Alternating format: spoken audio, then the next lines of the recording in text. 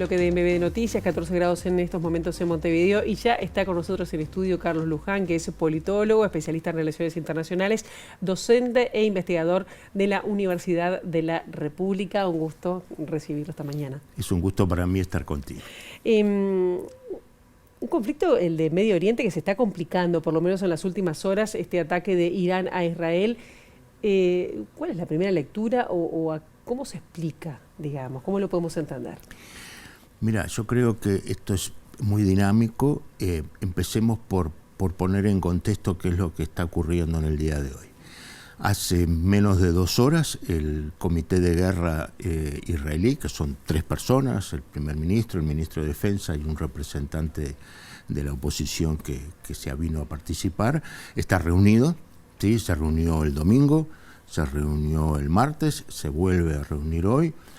El jefe del Estado Mayor de las Fuerzas de Defensa israelí plantea que los planes militares para una respuesta están planteados.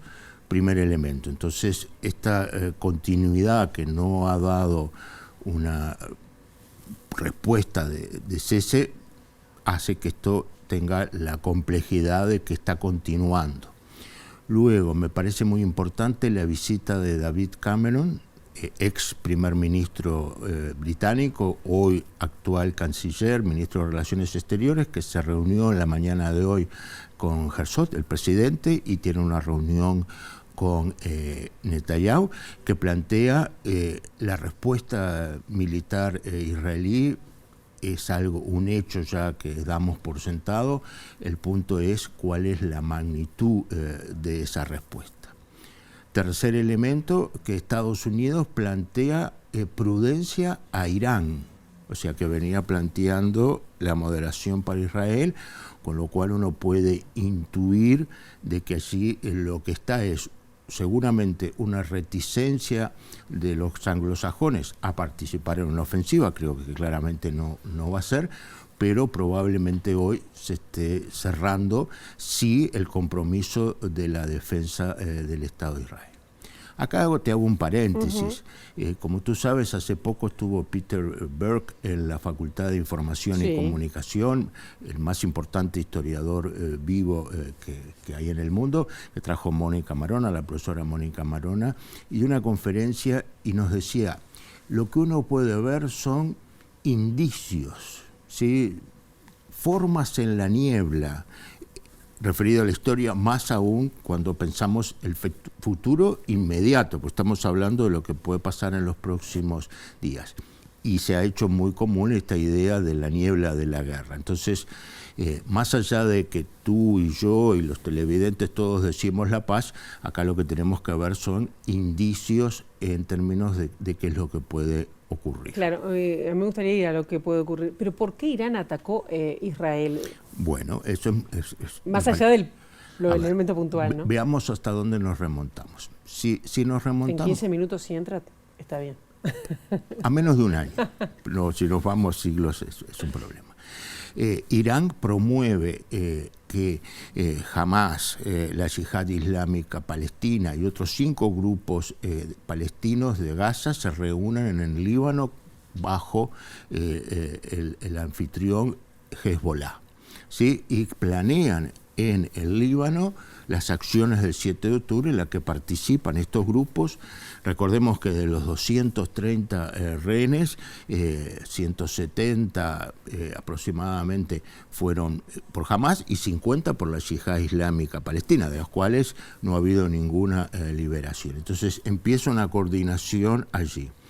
Las acciones del 7 de octubre, Herzog el 9 de octubre declarándole la guerra a Hamas. ¿Sí? Toda la situación entonces en Gaza, Israel, que hace menos de 2 semanas bombardea el consulado iraní en Damasco, eso es un casus bellus, o sea, y en respuesta a esto aparece entonces ya no estos grupos pro-iraníes como puede ser Hezbollah o cercanos como puede ser Hamas, sino que el propio Irán reacciona en una cantidad, en términos de los daños, muy moderados. Ahora, más allá de que conocemos lo que ocurrió en términos de las bajas civiles, con la desgraciada herida grave de esta niña beduina, se destruye la infraestructura de una base militar aérea en el desierto del Negev. Las bajas militares y las hubo son un secreto muy bien guardado, o sea, lo que uno puede saber es cuántos civiles mueren.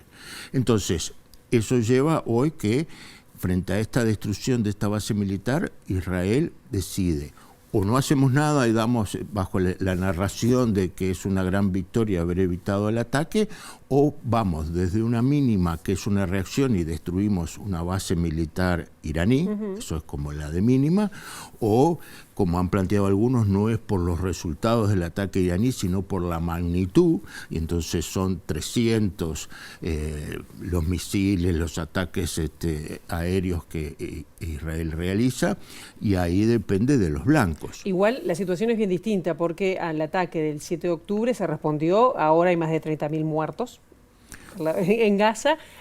No se ha respondido de la misma manera en este caso, ¿no? No, estamos en 34.899 muertos, 7.000 desaparecidos bajo los escombros, 80.000 heridos, de los cuales una parte importante bajo las condiciones sanitarias no van a sobrevivir, y una situación que continúa, porque claro, esto lo de Irán ha opacado de alguna forma. Hay algunos analistas internacionales que dicen también que esta situación vino a salvar a Netanyahu, que está al final de su periodo. ¿Puede ir por ahí? Bueno, las elecciones parlamentarias son el año que viene. La oposición muy enérgicamente ha llamado a elecciones parlamentarias anticipadas. Recordemos que Israel no es un sistema presidencialista, sino parlamentario. Netanyahu está resistiéndose a eso, y en la medida que el conflicto continúa, que estamos en guerra, es muy difícil hacer elecciones en el medio de una guerra. O sea, si diríamos que los intereses del gobierno, que no tienen por qué ser ni de los del Estado israelí ni del pueblo judío, son cosas distintas, es que la continuidad de esta situación lleva a que no se posponga, y siempre ganar tiempo es una buena cosa, porque no solo estamos hablando de la posibilidad de la derrota de Netanyahu, sino que puede enfrentar juicios. Le voy a hacer una pregunta capaz que es rara. ¿Quién gana con todo esto? ¿Quién gana? ¿Las potencias occidentales? ¿Quién gana? Bueno, primera cosa es que a veces perdemos todos, ¿sí? O sea que no es un tema de ganancia. Creo que la primera que se sacrifica es la paz, y por lo tanto aquí lo que ha habido es 1.200 muertos en el 7 de octubre, rehenes, una parte importante israelíes que no han vuelto a sus casas, familias destrozadas por eso, 480 muertos palestinos en Cisjordania, que a veces olvidamos de esto, expansión de los colonos en Cisjordania, y lo que tú ya planteabas con respecto a Gaza. Entonces, uno puede decir que Hamás logró como su objetivo frenar los acuerdos de Arabia Saudita y otros países árabes con Israel, logró recolocar la causa palestina, ahora a un costo que para ti y para mí es tan exorbitante que no le veríamos sentido. Y esto complica a las potencias, el realineamiento de las potencias occidentales. Y pienso más para acá, porque uno dice que ocurre tan lejos, que nos puede afectar el precio del petróleo. El precio del petróleo, las posibilidades de que un conflicto allí también interrumpa todo lo que es el tránsito marítimo por el estrecho de Hormuz, si Irán lo bloquea o destruyen algunos barcos y el canal de Suez se plantea su destrucción. ¿Las armas nucleares? Bueno, y sobre las armas nucleares, ahí depende de la reacción israelí. Yo no creo que en primera instancia Israel ataque las plantas de producción de uranio enriquecido, las centrifugadoras, que tiene más de 3.000, Irán, entre otras cosas porque están bajo algunas 90 metros de roca sólida y otras a 300, 400, con las cuales las armas convencionales, bombas de 2.000 libras, casi 1.000 kilos, no penetran, y debería utilizar armas nucleares tácticas. Ahora, ese sería el gran objetivo. Ya lo hizo en el pasado, pero con armas convencionales, que bombardeó una planta. Luego, en la época de Obama, hubo un ciberataque que destruyó más del 70% de las 3.000 centrifugadoras iraníes. Pero ha matado más de 7. Que ahora se pueda ir ahora por ese lado. el punto es, supongamos la hipótesis de mínima que hay una reacción que destruye una base militar y algo así como ojo por ojo, diente por diente. Irán dice que está listo para responder 10 veces lo que se ha atacado. Y ahí la respuesta iraní va a llegar. O sea, ¿cuál es la contención para que Irán no responda a un ataque israelí? Y entonces ahí ese es el gran peligro, que es la de la escalada, ¿sí? Y entonces ahí sí estamos en una guerra, ya no entre un grupo armado, Hamas, y un Estado, el israelí, sino entre dos estados con sus ejércitos, con sus armas, y recordando, como tú bien acotabas, que Israel, aunque nunca las declaró, tiene 90 armas nucleares, tiene más de 30 F-35I, que son los aviones americanos de última generación mejorados aún, con capacidad de bombardeo, tiene los misiles Jericó 2 y 3 con capacidad de destrucción. O sea, ese es un escenario, creo que todavía lejano, pero lamentablemente si entramos en un ataque y contraataque, la escalada está presente. Y eso nos va a afectar a nosotros, porque el daño ecológico, ya sí sea de la destrucción de una planta de enriquecimiento de uranio, ya ni siquiera estoy hablando de una explosión nuclear.